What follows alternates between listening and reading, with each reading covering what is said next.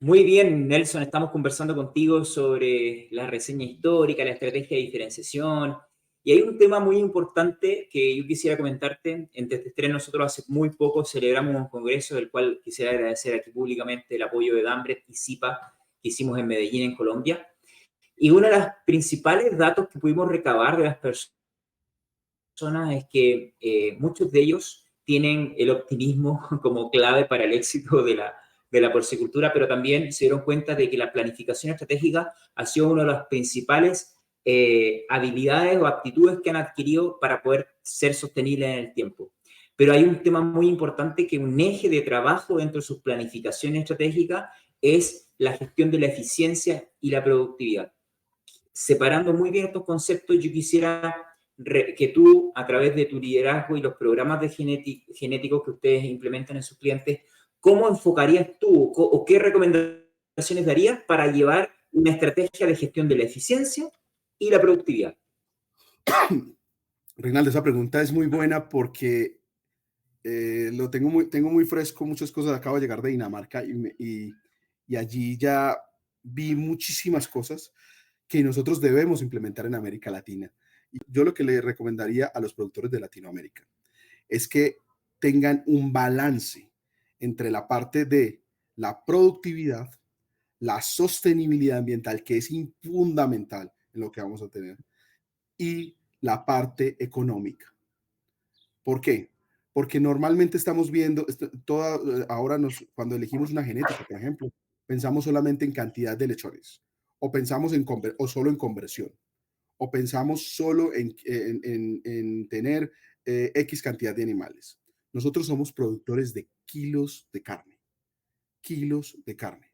Entonces, si tenemos alta productividad de lechones y esos lechones llegan a sacrificio con un alto peso, donde nosotros los latinoamericanos tenemos que pensar y cambiar en eso, llegar a los 130, 140 kilos que están llegando los brasileños, y con un balance en la conversión, una conversión que no se puede volver el foco de nuestra producción, porque Bien, nosotros no producimos pienso, ni ahorramos pienso, producimos kilos de carne.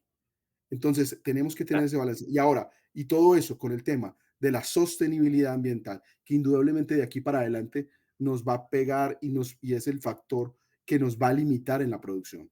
Nosotros tenemos que tener una cerda que produzca muchos lechones, pero que produzca a su vez muchos kilos de carne y cada vez producir con menos cerdas alojadas, menos cerdas alojadas.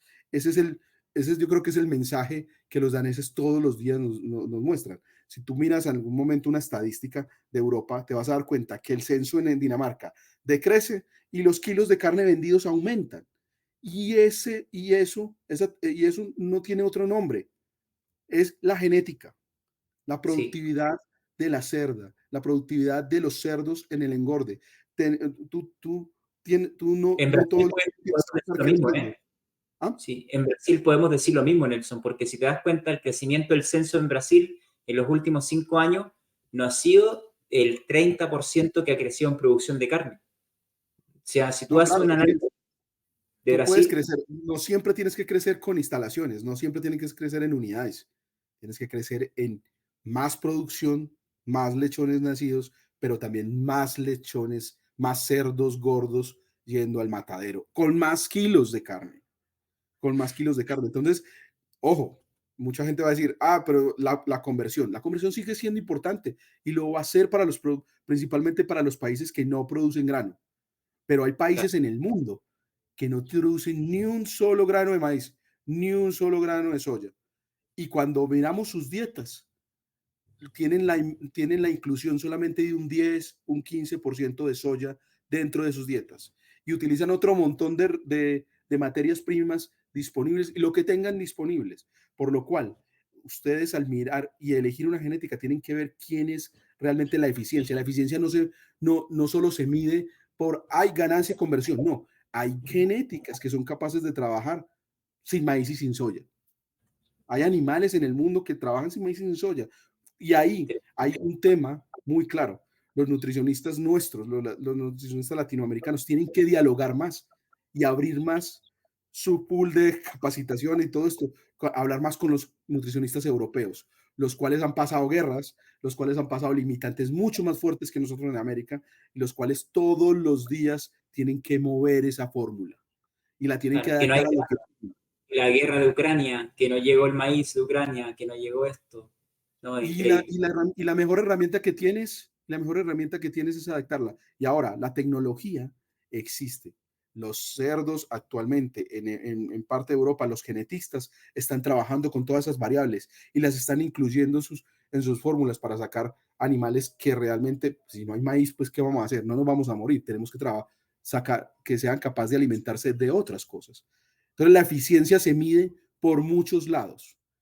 No todo se lo dejemos, nosotros somos conscientes como partes del eslabón, que nosotros tenemos que darle soluciones al cliente y nuestro cliente es el productor. Entonces, no todo tenemos que dejar al productor, nosotros tenemos que darle soluciones al productor. Claro. Y creo que las empresas de genética en general estamos haciendo un muy buen trabajo, un muy Y buen trabajo. educarte. Sí, discúlpame, Nelson, que te interrumpí. Tenemos un pequeño delay en la señal. Entonces te interrumpí, ¿no? Básicamente yo te estaba apoyando tu comentario que gran parte de vuestro trabajo no es solamente crear un programa genético, que ese programa incluye también una estrategia de cultura